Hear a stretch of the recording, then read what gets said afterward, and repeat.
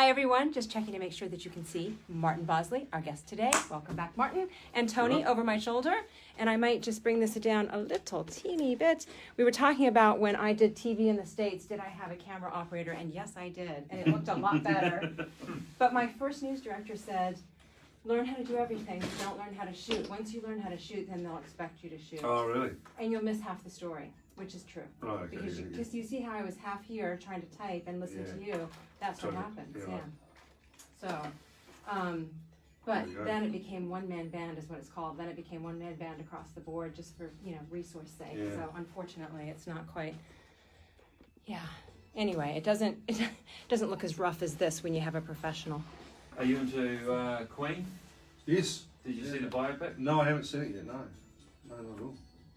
Did you Are ever you a Queen see, fan? I am, total, but did you ever see A Star is Born? No. The one with Chris Christopherson? No, Right. the recent one. I No, haven't. but I've been told to go and see it. Mm. No, it's, It's good. mm-hmm. I do have to say, I heard that it was a new modern classic, and I don't buy into that. I felt it was a bit heavy-handed, the new one, Okay. but it's still good, you know, Yeah. and the acting was phenomenal. But I thought the directing was a bit heavy-handed. Well, Just said that, probably Okay. not a popular thing. But I haven't seen Mm. Queen, and Tony had his own issues with Queen, however, also still liked it. Yeah. Issues being that it was, I've heard a number of things that like sort of semi-documentary style, Just- but Timeline stuff. a lot of it out of sync and Yeah. okay. And yeah, they just didn't need to do that. But That matters to someone like because this is, you're passionate about. but the music, way they music went history. about it, they could have swapped a few songs or said a few different lines to Right. make it all work.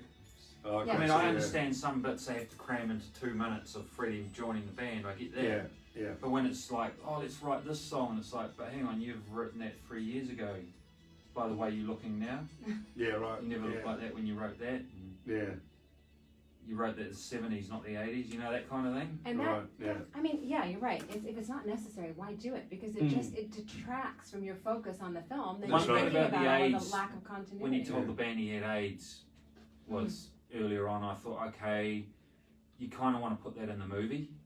Yeah, well, you do, yeah. But that was at the wrong time. But Oh. I get it that you don't want to leave the movie going, oh shit, when did he tell the band or when did he tell did he have AIDS? Because Yeah. otherwise it wouldn't be in there and people would still be going, I know he had AIDS, but when did he tell the band? I'm Yeah. confused, he's still alive.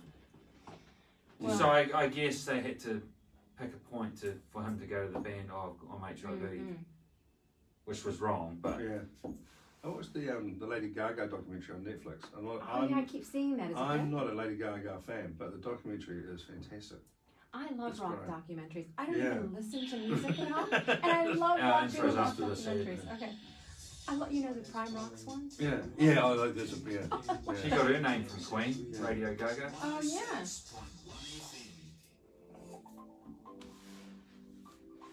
Queen, influenced everyone.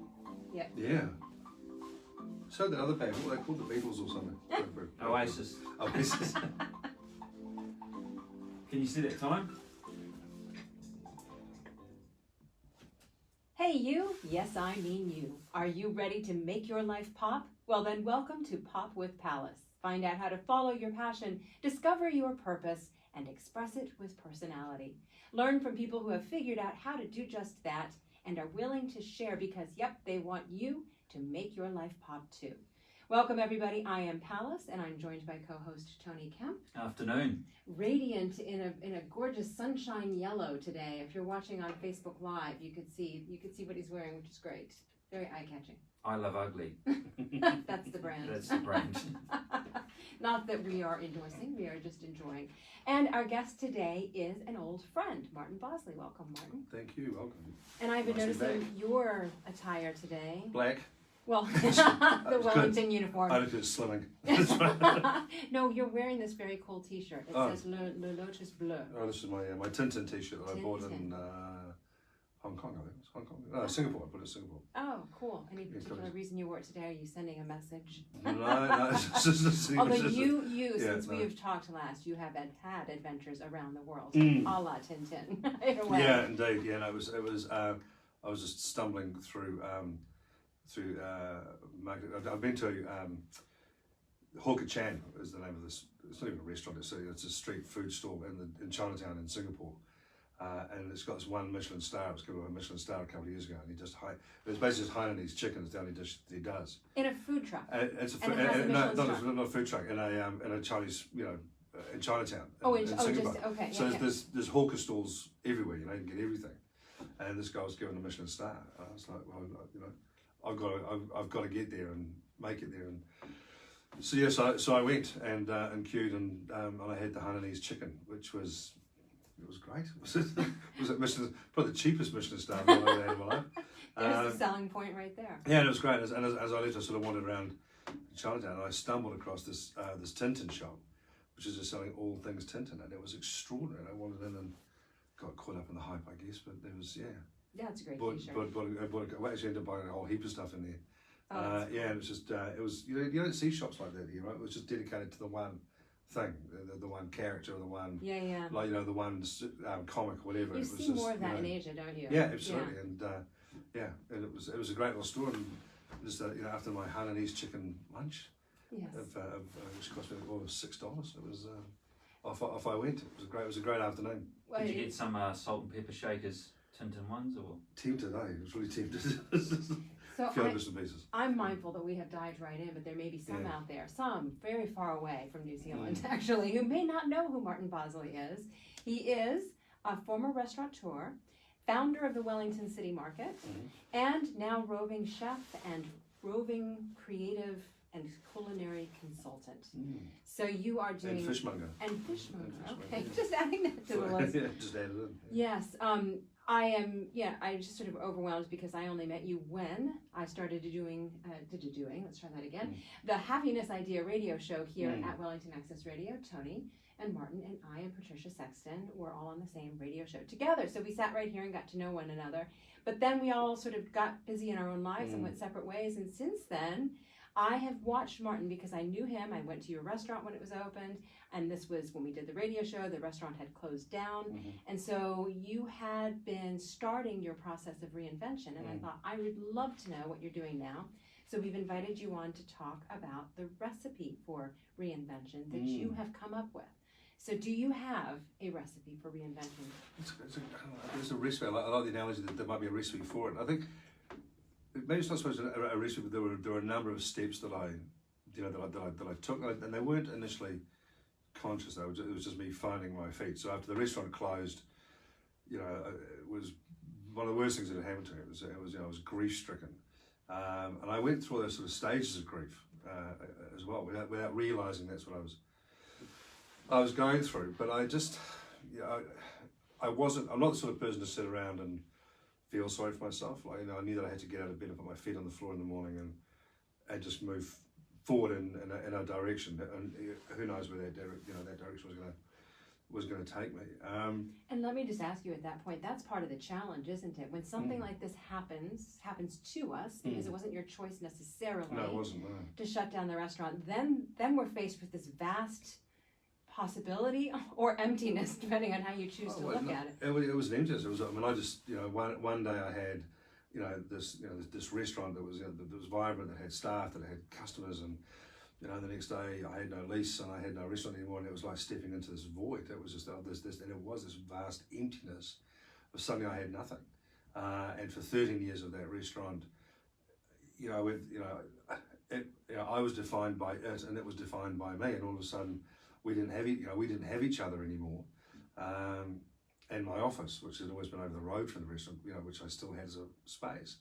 So I was, I still had to go there and look across the road at what was formerly mine and no longer was. And that space stayed empty for 12 months afterwards. So it wasn't like I could see that, someone else is coming there to do something different or empty.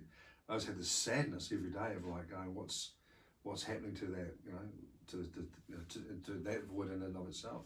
And that idea of your job or your where you work, for defining who you are, your title defining who you are. A lot of people can relate to that. And we get so far down the track that we realize for a long time we haven't looked internally to figure out exactly who we are and what it is we do want in life. So I think you become so consumed that you forget to do that, and we don't realize. I used to say to people, well, actually I'm not even used to, I still say it now, is that when I had the restaurant, I was really happy. You know, I say that everything about my life was great.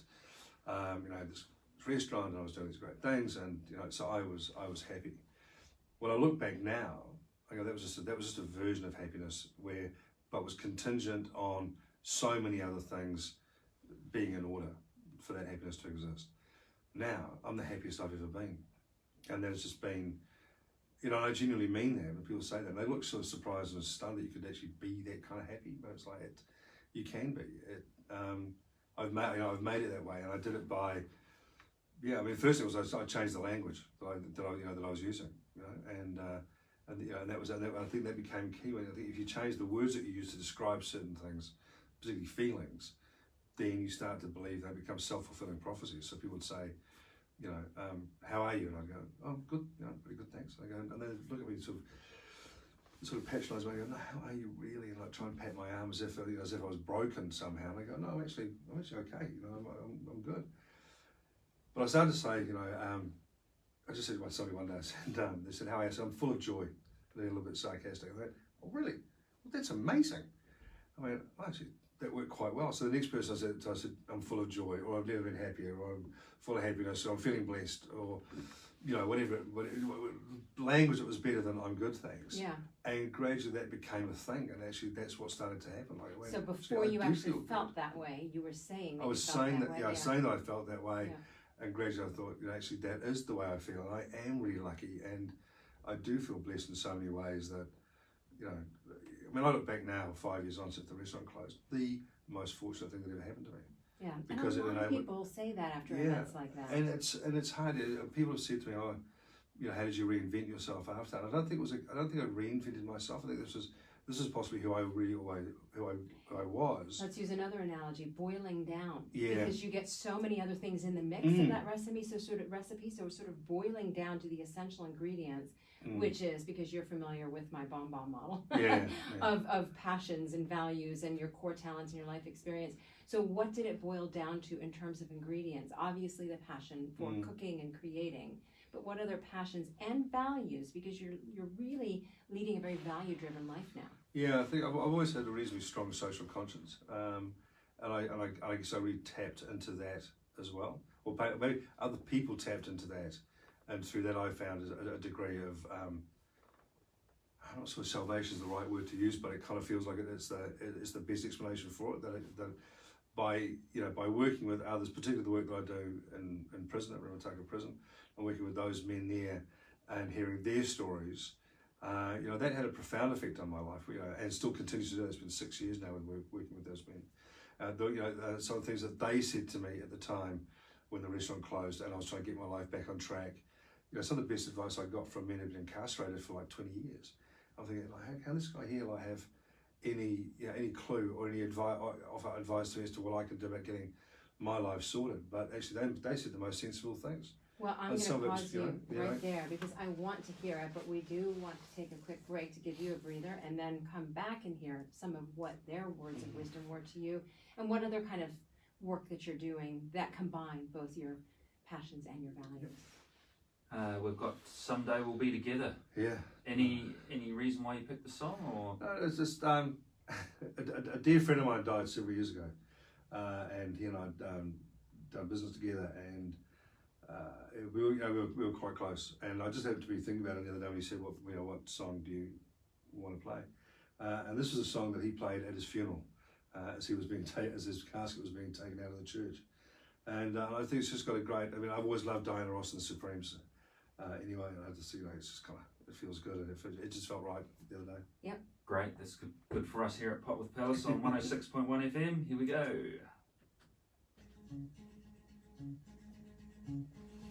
That's fabulous. My dad's already told me some of the songs he wants. Oh, really? Yeah. Why not? Love it. Yeah. That's so no one knew, so it was just, at the end of the surf, all like sand or whatever. Yeah. This came on and up, and the cars getting out, it went. It was like, oh, that's it was brilliant. Yeah. Yeah. If you get a chance to write your own funeral music, right? Yeah. What would you do? Well, in the UK, I found out because Eric Idle is touring his book, Always look on the bright side of life. Oh, yeah? Apparently that was for ages #1 song at funerals. Really? I had no idea. That's good. So, there's that one. But I have thought about that. Because you do want Yeah, no, something you do want uplifting. that, because Yeah. this is going to be in the hands of somebody else. Yeah. Possibly somebody you might not have liked that much. Because don't worry, I've got You don't like their music taste. I've got the music, so Let's they go, hope not. I know, we'll do That's time to very say good. goodbye. I'm like, no, I don't want time to say goodbye at my funeral. I've got to go out with like a lift of their step, right? Yeah, upbeat. At least to reflect on the happy times. Yeah. Because it's not you who's feeling it, it's everyone who's left behind. You need to do something That's to bring right. them back. Yeah. Yeah, music is so important. Okay, so we can talk about This is a that. great documentary as well. On the Supremes, you get a chance to watch that. Okay. Yeah, I'll have Yeah. to. The last one I saw was on Carly Simon. But I just seen the Queen one as well. Right. Oh. So we're going to talk about the work at Rimutaka Prison and what other kind of Yep. social conscience projects are you working on right now? Yeah, so that would be obviously the trade school industries thing with Yep. with the cafe, which is I guess in the same vein as Yes. But But that was sort of an expansion, so that sort of grew even further. Yeah.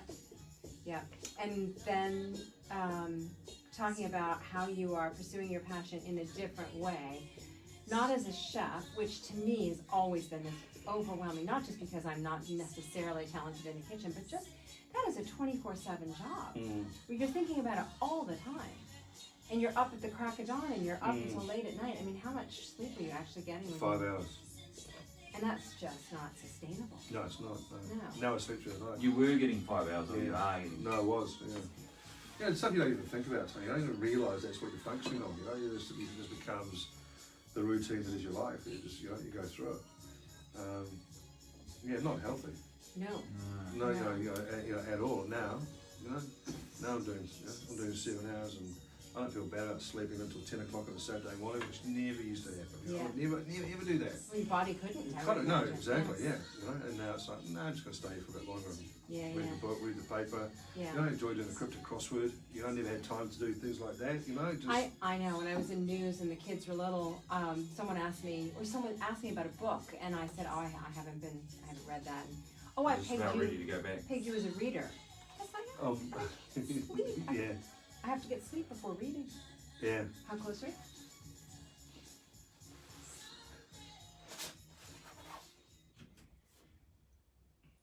Welcome back to Pop with Pallas on 106.1 FM, Access Radio.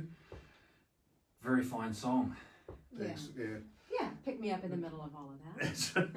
And you've done Really fine things voice. in a very positive way that help kind of a pick me up for the community. You've gotten very involved in the Wellington on a Plate project at Rimutaka Prison. So if you could remind us what that is.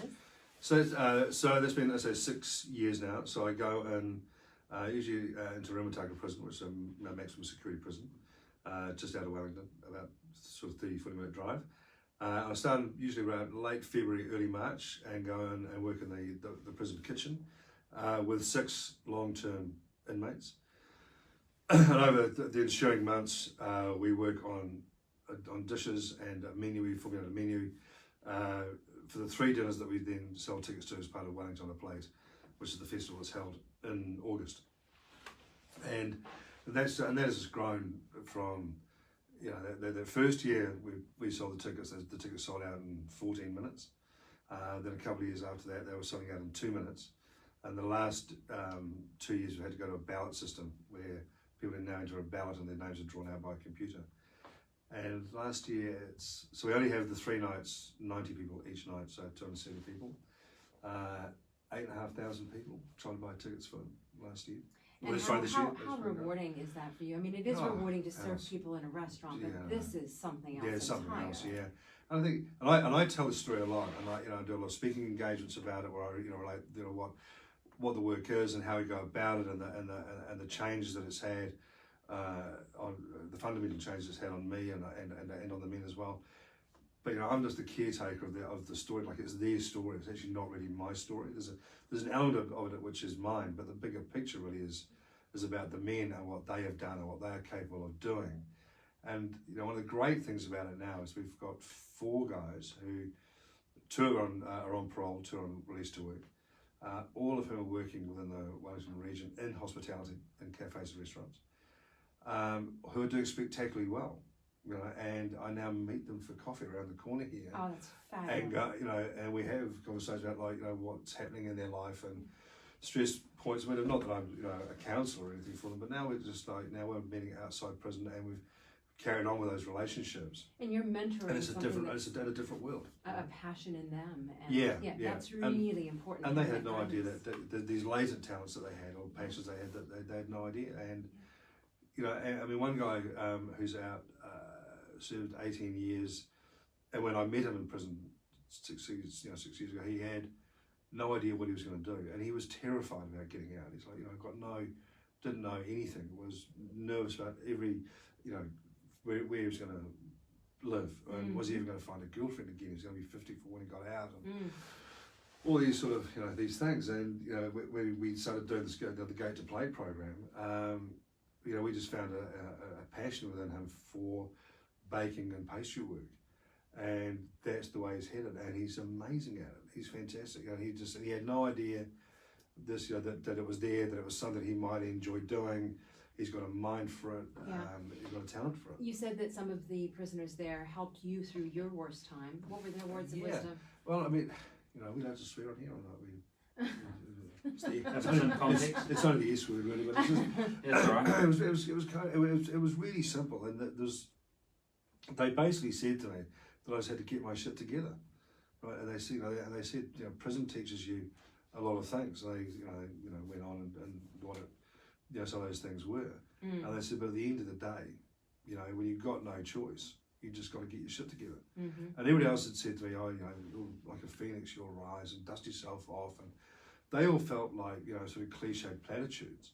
And people were saying, because I wanted to say something nice, didn't know what else to say, and could scare off. But these men genuinely meant it, and they genuinely cared. And they said, you know, one of them who's, you know, who's doing a life sentence for murder, he said, don't worry, he said, I've got your back, bro. I thought, how funny, how weird is that? That there's this guy who said, don't worry, you know, when I get out, I'll have your back, and if you need someone to come and wash dishes for you and whatever, I'll be there. You know, really amazing, like extraordinary stuff for someone like myself to hear that. Yeah, and then when you think about, you know, at the end of your life, which sort of has now become a theme, and looking back, it's those moments, it's the impact of you on those people's lives that really give you a sense of purpose. Absolutely. They, yeah, when I say, I mean, it's changed me. You know, that like I gave them self-confidence and I guess self-esteem and some skills, but they gave me empathy. You know, it's probably the biggest thing they gave me. They gave me you know, a profound sense of what freedom is, and how lucky we are to enjoy those freedoms, and we should make every opportunity to enjoy them when we can, and slow down. And you know, I used to get stressed about things. They taught me that there's no point in getting stressed. Like stress is not going to do. Excuse me. Not going to change anything. Not going to change anything. It's not going to not do any good. Okay. And at the end of the day, what was I doing? I was cooking. I wasn't trying to cure cancer. Right. It was just meat, potatoes, and gravy. You know, that was what we were doing. So going back to this idea of boiling down to these essential elements, you know, learning what's important is creativity, yes, but empathy, appreciation, and getting perspective. Those are other. Yeah. I mean, I sort of felt almost Buddhist at one point. You know, like how sort of started to respect. Respect and tolerance, I think, is the other thing as well. For, you know, other people may actually have a point of view that's different from your own, and that's actually okay. Yeah. To have, and spend more time listening.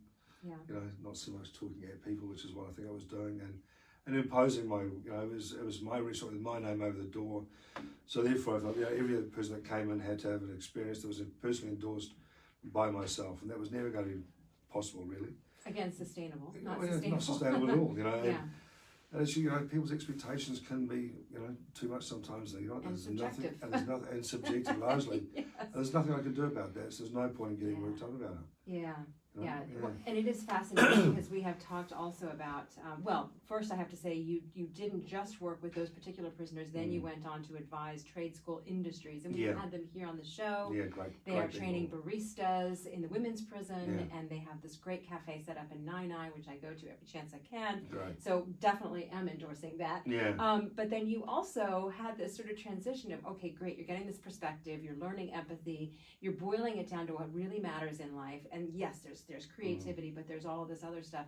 However, some old habits kicked in, and that first venture out into the sort of culinary consultant and traveling, well, I'm not going to say traveling restaurateur. No, it was like that. It was kind of like that. It was, yeah. There's offers to come and go cook dinners. Yeah. Other people as a guest chef at somebody else's restaurant and do all over the place. All over the place. And you overworked yourself again. You got right back into that same. That routine came back, and now I was back. I was back in the grind and back in the slog, and I don't think as I said before. Like, I think it felt like I had tattooed on my forehead. Just ask me, I say yes, or just talk to me, I'll talk back, kind of thing. And and I saw lots of things as opportunities. I worried that sometimes that if I say no to this one, then the phone might not ring tomorrow, and this will be the end of it. People forget who I am and forget I still got bills to pay. How do I get over that? Yeah, and that is not an uncommon thing. No. I've worked with women coming out of marriages and having to support their kids, and they've had to, you have to get very clear about what your boundaries are and sort of create a filter for the work that you choose to do. And I call it an empowering yes. Say yes by all means, but if it empowers you. And so you came up with sort of a filter to sift through, I'm trying to keep up this metaphor here, sift through offers to see if they met what was important to you. And so you talked about, was it a kind of work I want to do, which is such a simple question. Yeah, but actually not an easy one really to answer, because what do you want to do? I mean, what does make you happy doing these things?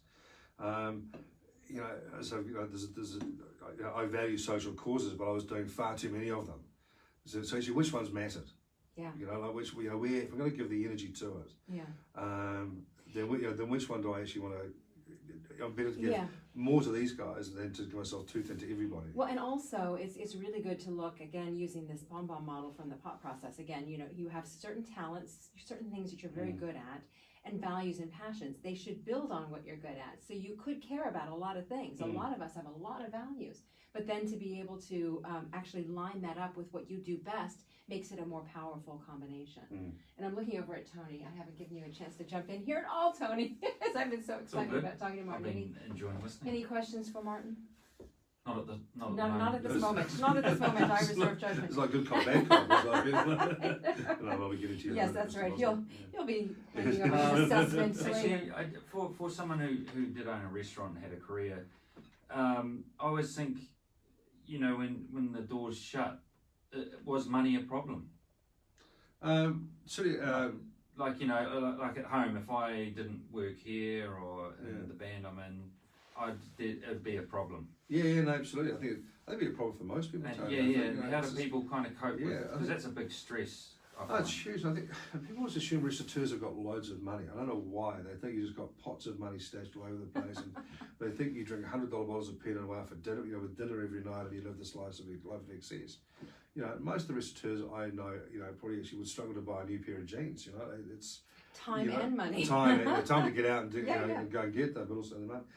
Money is, restaurants consume money. You plow everything back into it. You take basically, what you need to take for yourself rather than what you'd like to take for yourself. Frequently, you're paid the lowest than your head chef or your maitre d' might be, but people assume you've got loads of it. So no, certainly when the restaurant closed, money was going to be a problem within a couple of short weeks. And the restaurant owed money. We'd had the best Christmas we'd had in 13 years. So the tax was going to be coming off the back of that. Those bills were going to come home to roost. Equally, we had weddings going forward booked from February through to April, May, where deposits had been paid that they were about to have to get refunded from somewhere. There were bills, and the curious thing happens when people find out who owe you money they find out you're closing your business, decide so they actually don't have to pay you Oh, anymore. So it actually becomes quite hard to get those money. that's heavy. Got hard to get money off people who owed me money for work that we'd done. Yeah. And I was like, but we've done this. We need, the money's got to cover because we need to cover these bills. So I had tax liabilities that took me 3 years to pay off. And that was part of saying yes to everything. Well, I was because going to say, to. yeah. It was, if it was $200 or $2,000, it didn't matter. It was like I needed that cash to come in. But I was fortunate that I had, and I think it was possibly part of, I was earlier before getting the feet on the floor process, was I had the city market. That wasn't affected by the liquidation and the closure of the business. That had to keep going. So I closed the restaurant on the Tuesday. It was nationwide news on the Tuesday and the Wednesday. It was huge. But on the Sunday, I had to be back at the market, running the market. I was selling bacon and egg sandwiches through them. It was what I was doing on my stand, and bacon and egg sandwiches. I said to someone, saved my life. In a way, I was just being funny, but in a way, kind of like from doing Riedel stemware and beautiful crockery and the finest ingredients that money could buy. It was bacon and egg sandwiches that were kind of formed my road to redemption or rediscovery or whatever, and it was just standing over an electric frying pan for 5 hours on a Sunday morning and talking to people and cooking bacon and eggs and putting into a sandwich and going, here you go, and the cash flow from that was basically what kept me going for the few weeks while I worked out what was next. Boiling it back down to basics. Boiling it back down to basics. It became that, and I had some really honest conversations with people over those eggs. Yeah. It's a lovely, lovely note to end on because we actually have run out of time. Sorry. But Martin, thank you so much for coming in. Don't pleasure. apologize. It was a fantastic story and a great question, Tony. So thank you. It is about boiling it down to basics and then one step after another. Step, Yeah. Change language. Exactly. Okay, thanks to you and thanks to everyone who is tuned in today on 106.1 FM, Pop with Pallas. Great. Cool. You're so good at this. So are you. You're really Thank good. You. Wow, So are you. brilliant. I mean, you were worried about filling a half hour. Yeah, We've gone on and on for an hour. So Yeah, you did great. Sorry. Okay, thanks, guys. Bye, Tony. Thank you. See you. See you soon. Going out?